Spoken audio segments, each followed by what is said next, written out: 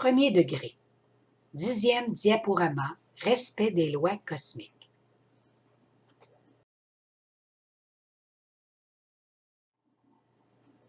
Question-réponse. Avant de présenter les 6 autres lois cosmiques, répondons ou revenons à certaines interrogations. Observer les lois cosmiques. Qu'est-ce que cela veut dire? Qu'est-ce donc que vivre en harmonie avec les lois? Comment procéder pour devenir un témoin des lois? Comment penser pour manifester les lois? Voyons ce qu'en dit Mme Adéla Tremblay-Sergerie.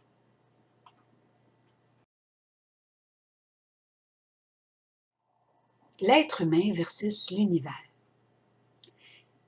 L'être humain est formé des éléments qui ont formé toute la nature, car il n'y a eu qu'un créateur et ce créateur n'a puisé que dans son énergie. Il n'a émis qu'une pensée et cette pensée contenait tout le plan de la création, tout le plan de l'univers. Donc, l'origine de toute chose est la même. Et comme l'homme est un microcosme de l'univers, il contient donc tous les éléments qui l'ont formé.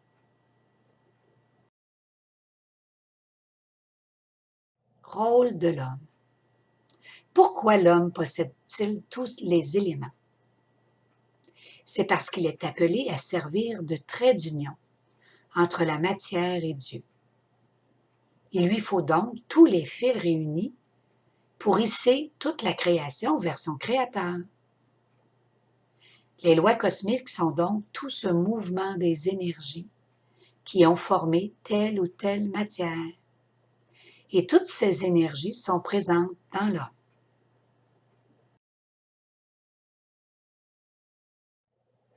Donc, pour que l'homme vive en harmonie, il faut qu'il suive les lois qui ont formé l'univers et qui se sont réunies en lui. Il est donc facile de comprendre que l'homme doit suivre les lois cosmiques ou de l'univers s'il veut vivre en harmonie avec le tout.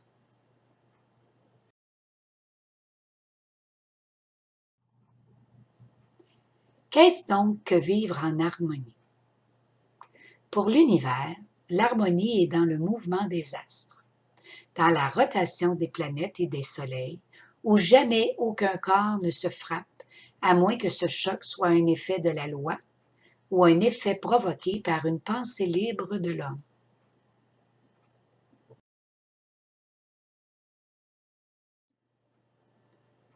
Vivre en harmonie pour l'animal, c'est de vivre selon sa constitution, dans un climat qui lui permet d'évoluer normalement, sans douleur, et se nourrir d'aliments qui peuvent être digérés par son organisme physique. Vivre en harmonie pour l'homme, c'est plus complexe, parce qu'en plus de son appel biologique, il y a l'appel intellectuel et spirituel.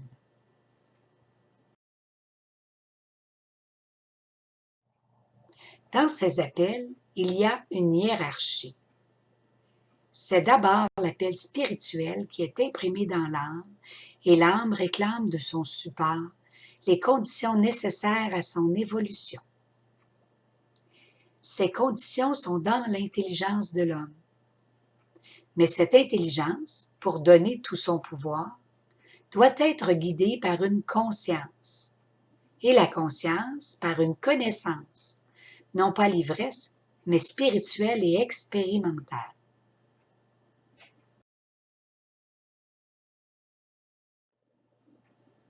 Toutes ces tendances intellectuelles et spirituelles sont ajoutées aux tendances physiques et ce sont ces tendances supérieures qui sont les plus difficiles à réaliser. L'homme qui vit en harmonie avec le cosmos vit donc en harmonie avec Dieu. S'il vit en harmonie avec Dieu et avec la nature, il évolue chaque jour. Et si sa conscience est fixée sur le changement de l'homme présent en un homme nouveau, l'évolution se fait dans ce sens.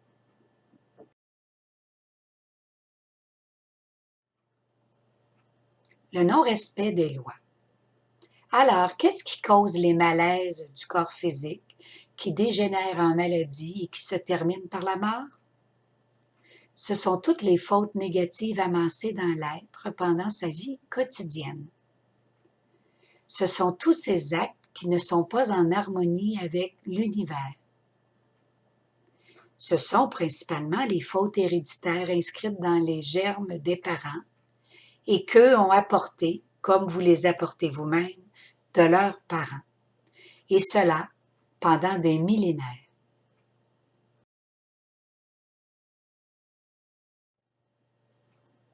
Ce sont donc toutes ces fautes d'inharmonie qui font que l'homme vieillit, dépérit et meurt. Mais l'homme respectueux des lois, lui, doit se libérer de toute cette hérédité négative. Il doit enlever de ses cellules le mal qui y est inscrit. Et comme la pensée est souveraine, il les enlèvera principalement par la pensée.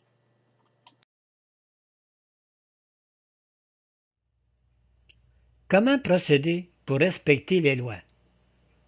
Le procédé est simple. Il s'agit d'être convaincu de son efficacité et d'être persévérant dans son application. Il faut d'abord habituer sa pensée à ne voir que le positif des choses, et pour les mauvaises, que de les analyser comme étant le résultat d'une hérédité ou d'un milieu malheureux. Il faut habituer sa pensée à ne voir que le bon côté des choses, et si elles sont toutes mauvaises, à en tirer des leçons.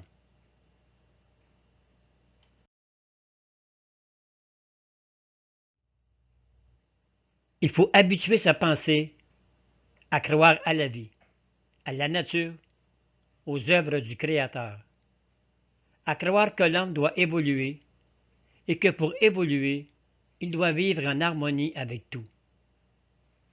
Ce tout est partout, dans la nature, dans la société et dans les personnes toutes proches qui vivent avec nous. Le tout, c'est la beauté des choses. C'est l'ordre qui règne dans les espaces infinis. C'est l'innocence et le sourire de l'enfant. C'est l'acte bienveillant de l'autre. C'est l'attrait de nos sens pour le beau et le bon.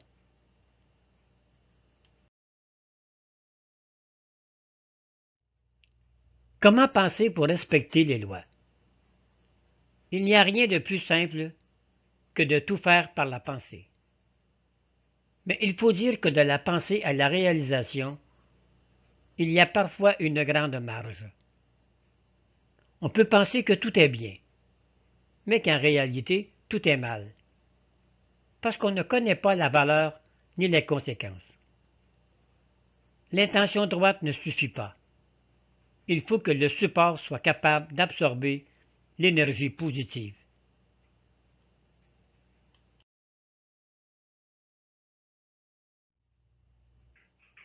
Si le subconscient refuse subconsciemment la pensée positive qui y pénètre, cette pensée positive n'aura pas de force ni d'efficacité. Il s'agit donc de débarrasser son subconscient de son négatif. Mais le négatif du subconscient est tenace. Il est si profondément imprimé qu'il nous semble qu'il est indéracinable. C'est pour cela qu'il faut faire des gestes, poser des actes, répéter des affirmations.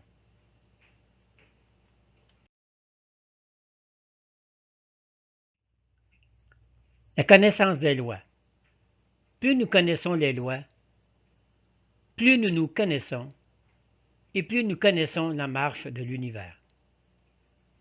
Les lois s'appliquent à tout ce qui existe. Une loi est toujours un élément d'équilibre et d'harmonie.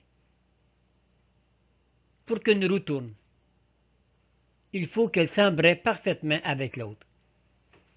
C'est une loi de la physique à l'image des lois universelles.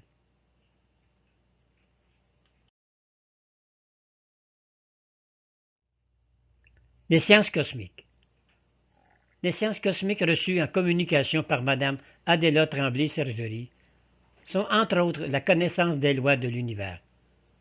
Il n'y a rien d'hermétique. Tout est ouvert à tous.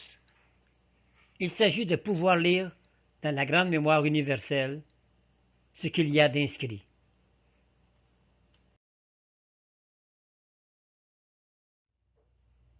Le prochain diaporama.